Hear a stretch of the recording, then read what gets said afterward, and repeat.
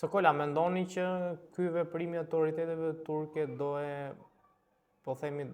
do e pengojnë, do e sfumojnë pushtetin në popull të Ekrem Imamollit, apo do jetë një spunto që ati t'i rritet populariteti ndodhur në kushtet e ndëshkimit, ndoshta që akoma s'kemi një vendim gjykate, por duke parë vendin ku ndodhet, s'është çudi që të jetë një, po themi, arrestim me prapavi qartazi politike. Pra, do dalë më i fort, apo mund ketë gjasaj që me këta arrestim karriera politike e Ekrem Imamollit të ketë përfunduar? Por nëse normalisht në kemi një vendim gjykate, kjo është e para, por nëse një vendim gjykate, si një akt akuz pranohet nga gjykata dhe vazhdon hetimi, vazhdon më thënë gjyqje seansa më gjatë, një radhë të parë në Turqi nuk mbaron ato seansa të paktën për 4-5 vite, dhe kështu që në zgjedhjet e ardhshme Ekrem Imamolli duket shumë e vështirë që të jetë kandidat rival i Erdoganit. E para. E dyta, nëse e shohim që sollicitin turke, njerëzve që ju hahet e drejta atyre, për shembull, ato vinë duke u forcuar, sepse vetë populli turk, domethënë nga ana sociale, sociologjike, vazhdimisht në histori, domethënë sidomos 100 vitet e fundit, 102 vitet e fundit të shtetit modern turk, gjithmonë kanë përkrah ato që është hënër pa detyrë, që është bën pa drejtësi. Në të njëjtën mënyrë, nëse kthehemi 23 vite më parë, edhe Erdogani u arrestua, u fut në burg, u dënuat sepse kishte kënduar një poezi, dhe mas gjithë kjo padrejtësi që u bë atij e bëri Erdoganin që të ishte lideri i vetëm, dhe direkt pasi formoi partinë pas 11 muajve, që formoi partinë e tij, Partia për Drejtësi dhe Zhvillim, AK-Partia, ai u bë për herë të parë pas disa dekadave në Turqi, u bë i vetëm, domethënë mori aq shumë vota saqë ishte në qeveri i vetëm. Dhe kjo tregon që populli turk është me atë, domethënë përkrah më shumë atë që i bëhet pa drejtësi, por edhe po kjo parti, domethënë këto, edhe pse në atë kohë Erdogani, nëse na lejon të kthehem, nuk ishte të drejtën të kandidonte për deputet, dhe vetë legjislacioni turk për të qenë kryeminist do të ishte deputet në radhë të parë. Për këtë kjo parti CHP, domethënë kjo partia e Ekrem Imamollit, në një qytet afër detit të Zi andej, i anulloi, domethënë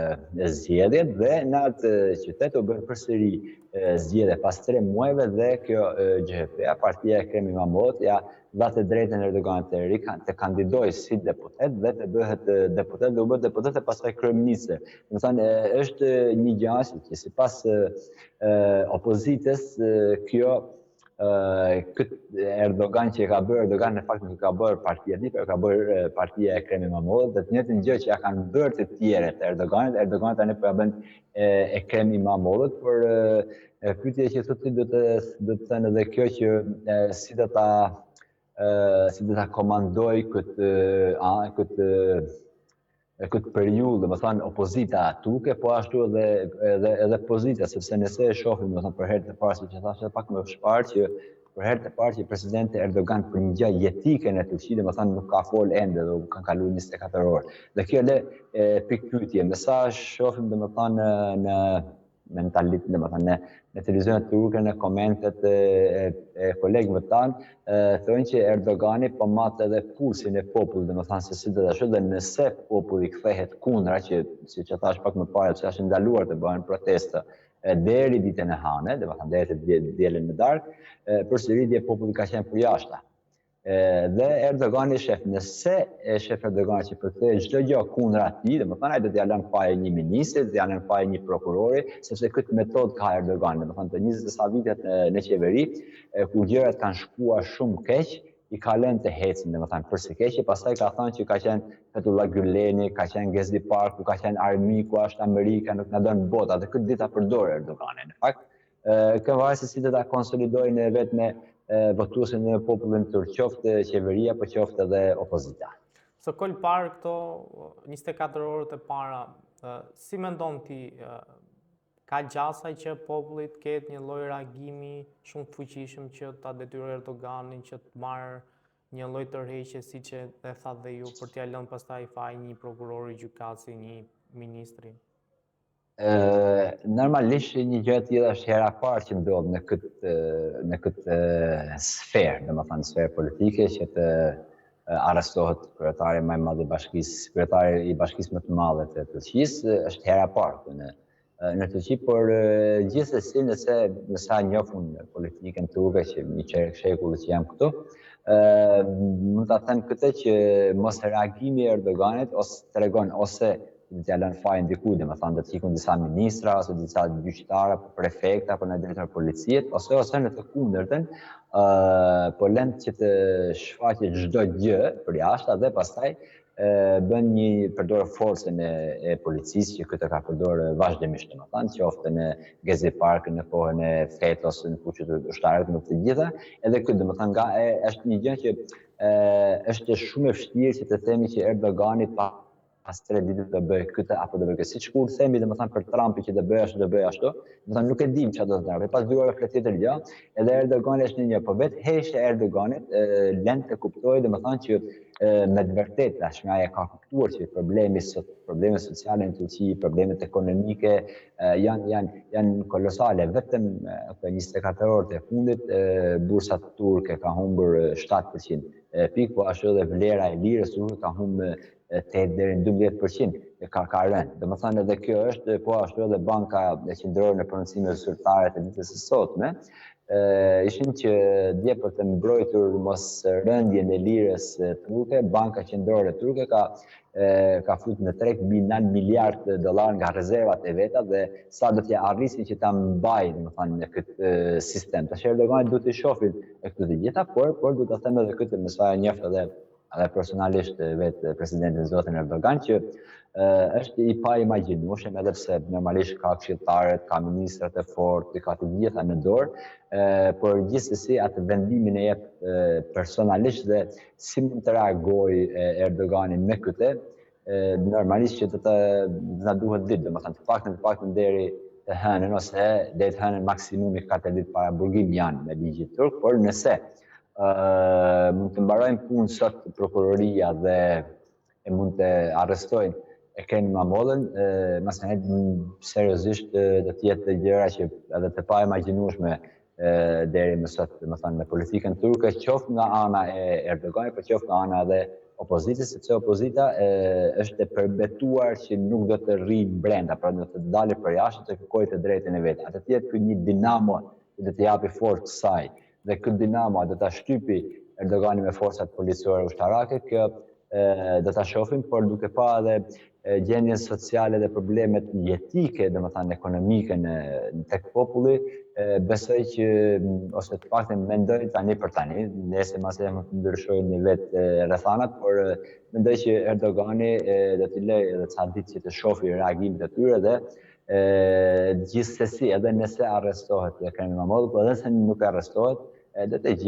gjejë një fajtor, domethënë për ta shfaqur, për ta larguar totalisht veten dhe qeverinë e tij nga ky akt, sepse Universiteti i ODTY-s dhe u qua në këmbë, po ashtu edhe Stambolli, Izmiri, është shumë interesante që kjo për herë të parë, sepse në Turqi që pas vitit 2016 me fuqin ushtarak, këtu është ndaluar të bëhen protesta dhe shumë një gjë krejt tjetër, për shembull këto po mendoj unë tani, domethënë të 24 orët e fundit, sepse prefekti Samuel ka ndaluar të gjitha llojet e mbledhjeve, të mbledhjen qoftë nëpër parti apo edhe të dielën që do shkojë me votua dhe këtë e ka ndaluar, domethënë prefekti Samuel, por është shumë interesante që ditën e shtunë e dielë ku është dita e Nevruzit, atë nuk e ka ndaluar, domethënë, sepse ai për këtë kurdëve e të Turqisë dhe vetë Erdogani ka bërë një marrëveshje pas 50 vite si shtet turk me krye terroristin Abdullah Öcalan, që të ulen armët nga PKK-ja, por ky Abdullah Öcalani ka arritur që deri në ditën e sotme të paktën shifra zyrtare mbi 40.000 ushtarë të vrarë nga forcat e terroristit të PKK-s. Do të thënë është një kolaps ku Erdogani besoj që ditë e luaj, por normalisht do të masi edhe pulsin e popullit, si do të jetë domethënë të reagime, nuk e di, por nëse shohim median e Erdoganit, që është totalisht 10-90% totalisht e kontrolluar nga Erdogani dhe miqtë e tij, shokët e tij, ato tregojnë që me patjetër Ekrem İmamoğlu dhe maksimumi dhe ditën e hanën, në darkë, ditën e hanën në darkë, ai do të arrestohet për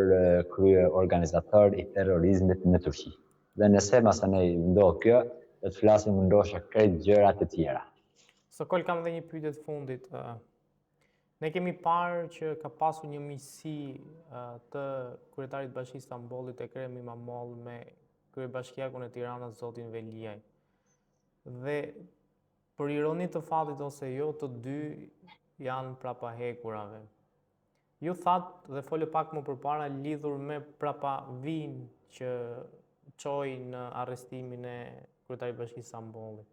A mendoni që mund të hedhin paralele të njëjta edhe për rastin e Veliajt? Pra, a po ju ndodh dy miqve e njëjta gjë në politik? Jo, në fakt ta them kështu që unë njoh të dy, por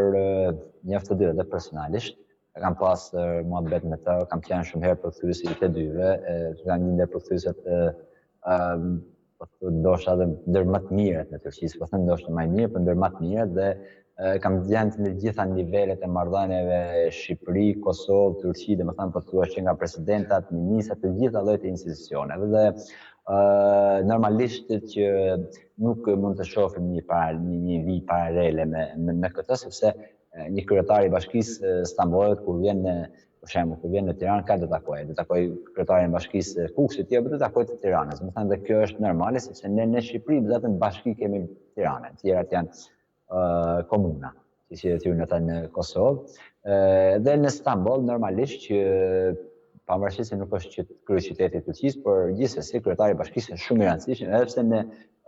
protokollin turk, në protokollin shtetëror turk, prefekti është më i lartë se sa është përpara kryetarit të Bashkisë, edhe pse emërohet nga qeveria, prefekti dhe kryetari dhe bashkia votohet nga populli, gjithsesi është më, domethënë kryetari i Bashkisë është i dyti, por këtë marrëdhënie për paralelizëm nuk e shoh me thënë të drejtën, sepse arrestohet një tjetër, një vend tjetër, një vend tjetër, plus që nëse na kujtohet, domethënë Shqipëria, Ekrem İmamoğlu ka një program për të gjitha bashkitë e rëndësishme të kontinentit evropian dhe në një kohë edhe Erion Velia ishte edhe kryetari i saj. Domethënë kjo është një rit politik që sot jam unë, nesër vjen ti, hi kryetari, vjen një kryetar tjetër, domethënë kjo nuk është paralele, por nëse shohim nga aspektet politike në Turqi dhe në Shqipëri mund të kemi krahasime të tilla. Normalisht mund të kemi krahasime dhe në Shqipëri ishte në arrest shtëpie lideri i opozitës, po ashtu edhe ish presidenti u kapsi me qenë një hajdut, domethënë rrugëve, atje u ka arrestuar, po të qenë në burg atje, po edhe një gjë për shembull ndodhen edhe të kryetari i opozitës kurde, ka 7 vjet që është mrena dhe ende nuk është dhënë asnjë dënim, domethënë për të ka 7 vjet mrenda. Edhe kemi paralelet për të, por me i quhet paralele këtë sepse kanë qenë bashkë apo ka qenë bashkë, kem duket e pashur, por pavarësisht se nëse e shohim nga etika morale e politikës, atëherë se kush vjedh, se kush nuk vjedh, atë do të vendos gjykatat dhe unë si çfarë them domethënë për këtë punë, por nëse e shohim edhe lëvizjet juridike qoftë në Shqipëri, qoftë ashtu lënë shumë për të dëshiruar, diku i vetë emri SPAK, diku i vetë emri FETÖ apo terror kurd edhe të tjera, normalisht që kur shtetet kanë probleme të brendshme, kanë probleme ekonomike, kanë probleme sociale,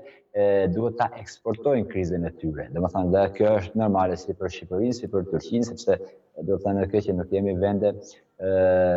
si Norvegjia apo si Suedia me një demokraci të konsoliduar, ne ende edhe pronën tonë që na ka lënë për shembull gjyshin nuk e kemi në Shqipëri. Ose këtu Ekrem İmamoğlu thonë që nëse sot ma marrin diplomë mund, nesër vinë ta marrin shtëpinë ty, domethënë edhe vetë debatet shoqërore apo politike në televizionet tona dhe turke tregojnë edhe cilësinë tonë se sa jemi të konsoliduar me demokracinë apo të menduarit ndryshe për një në thojza për një Shqipëri apo për një Turqi evropiane. Sokol, shumë faleminderit për kohën dhe të uroj punë të mbarë. Faleminderit, ishte kënaqësi. Gjithashtu.